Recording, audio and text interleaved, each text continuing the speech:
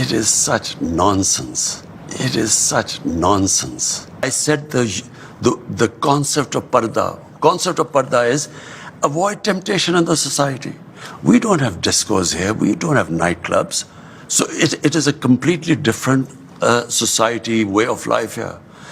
Jonathan, listen. Jonathan, listen. It's about my society. My priority is how my society behaves. Prime Minister Khan, the US military is finally withdrawing from Afghanistan after 20 years.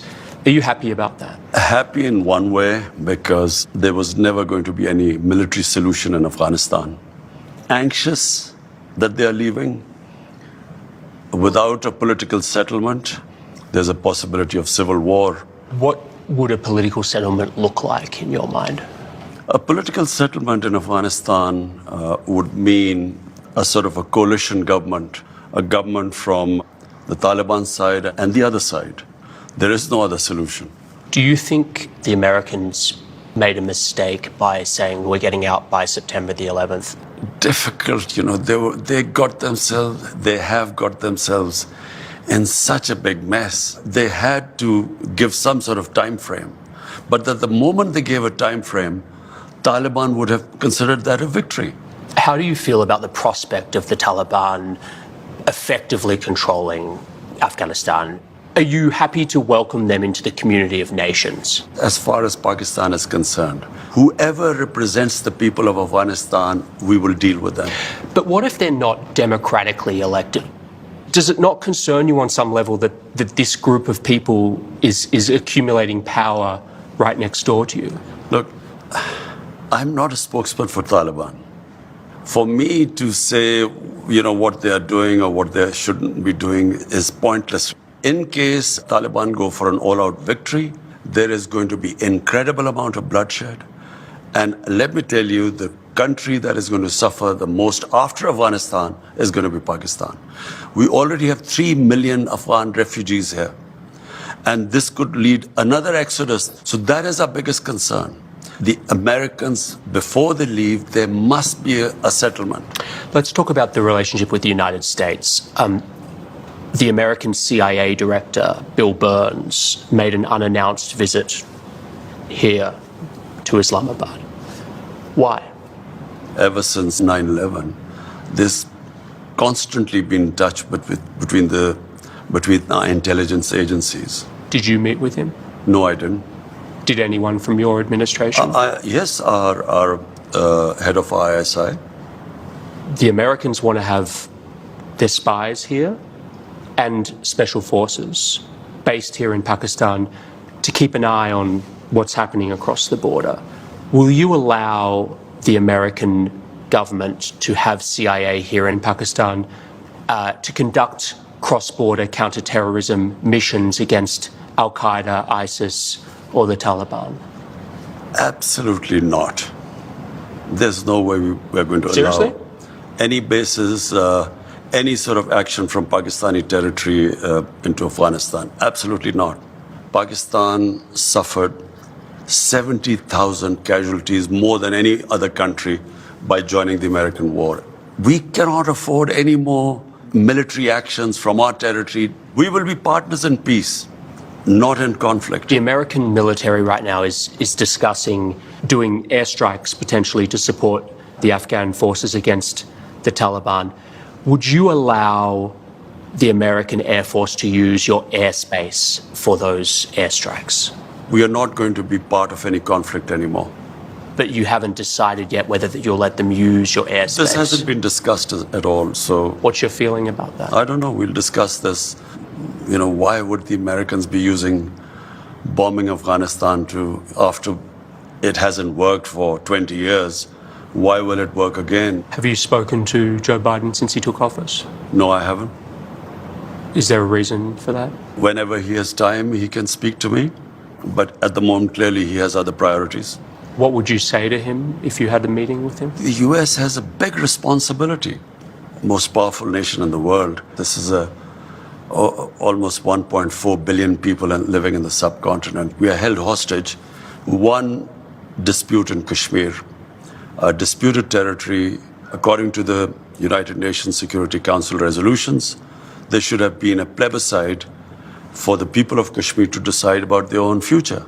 That has never taken place. It's festering. It can easily, if the Americans have the resolve, the will, this can be sorted out. Intelligence analysts say that Pakistan has the fastest growing nuclear arsenal anywhere in the world. I don't Why? think, I don't know where they've come up with this. Pakistan's nuclear arsenal is simply as a deterrent to protect ourselves. But you're growing it, not shrinking it. I'm not sure whether we are growing it or not because, Really? as far as I know, our nuclear, the only one purpose, it's not an offensive thing. Any country which has a neighbor 7 times the size as Pakistan has would be worried. Is your goal vis-a-vis India and Pakistan nuclear disarmament? I'm completely against nuclear arms. I always have been. We've had 3 wars against India. And ever since we've had nuclear deterrent, we have had no war between the two countries. We have border skirmishes, but we've never faced war. The moment there's a settlement on Kashmir, I believe the two neighbors will live as civilized people. We will not need to have these nuclear deterrents. Last year, you wrote an open letter to leaders of Muslim states asking them to unite against Islamophobia, particularly in the West. Why did you feel the need to write that public letter? The problem is there's this big communication gap between the Islamic world and the Western societies. It happened after 9/11, when the word Islamic terrorism came into currency. The moment you say Islamic terrorism, the man in the street in the West thinks that there's something in Islam which leads to terrorism, or Islam causes radicalism. After 9/11, any time some terrorist act went on where a Muslim was involved, the entire 1.3 billion Muslims started becoming targets. Just across your border in Western China, the Chinese government has imprisoned more than 1 million Uyghur Muslims in re-education camps. The Chinese government has tortured Muslims, forcibly sterilized them, and they've destroyed mosques in Xinjiang and also punished Muslims for fasting, praying, even giving Muslim names to their children. Prime Minister, why are you so outspoken about Islamophobia in Europe and the United States, but totally silent about the genocide of Muslims in Western China? What our conversations have been with the Chinese, this is not the case, according to them. The evidence is just overwhelming. Whatever issues we have with the Chinese, we speak to them behind closed doors. China has been one of the greatest friends to us in our most difficult times. When we were really struggling, our economy was struggling, China came to our rescue. So we respect the way they are, and whatever issues we have, we speak behind closed doors. How come this is such a big issue in the Western world? Why are the people of Kashmir ignored? It is much more relevant. Compared to what might be going in the Uyghurs, 100,000 Kashmiris have been killed. There are 800,000 Indian troops which have literally, it's an open prison in Kashmir. 9 million Kashmiris are put there. Why is that not an issue? So I think it's hypocrisy. They've been a huge partner to you, China, but on some level, doesn't it make you feel sick to have to be quiet because of all this money they're putting into Pakistan? I look around the world, what's happening in Palestine, Libya, Somalia, Syria, Afghanistan. Am I going to start talking about everything? I concentrate on what is happening on my border, in my country. This is on your border. Which is part of, no, that is part of Pakistan. 100,000 Kashmiris are dying. That concerns me more because half of Kashmir is in Pakistan. This is a grotesquely large human rights atrocity. First of all, I'm not sure about that because our satellite conversations with the Chinese, this is not the picture I'm sure that comes from that side. So just to put a fine point on this, you are not in any way concerned about the Muslim Uyghurs in Xinjiang? Our discussions with Chinese will always be behind closed doors. You were asked about the epidemic of sexual violence and rape in Pakistan, and you acknowledged the seriousness of the problem, and you talked about Pakistan's strict laws. You were also quoted as saying that the practice of women wearing veils quote, is to stop temptation. Not every man has willpower, you said. On increasing vulgarity, it will have consequences. And you were accused of rape victim blaming. How do you respond to that? It is such nonsense. I never said veils. This was never said.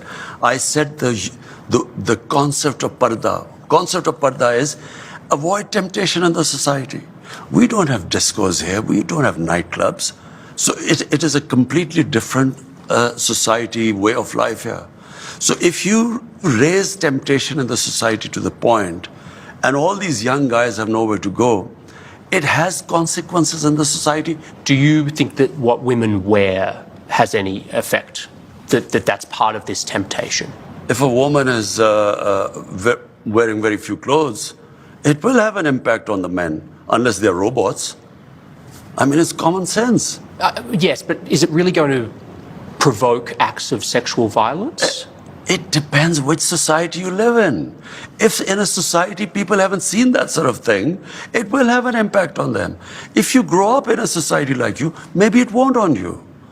This cultural imperialism, whatever is in our culture, must be acceptable to everyone else. It's not.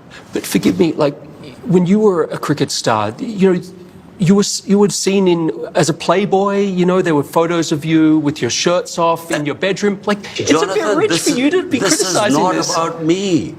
It's about but you're the messenger. Jonathan, listen, it's about my society.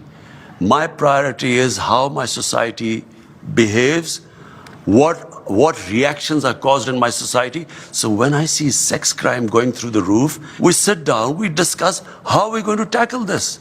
It is having an impact in my society. We have to do something about it. Thank you so much, Prime Minister. Okay. Really appreciate your time. Jonathan, you did go a bit long about that.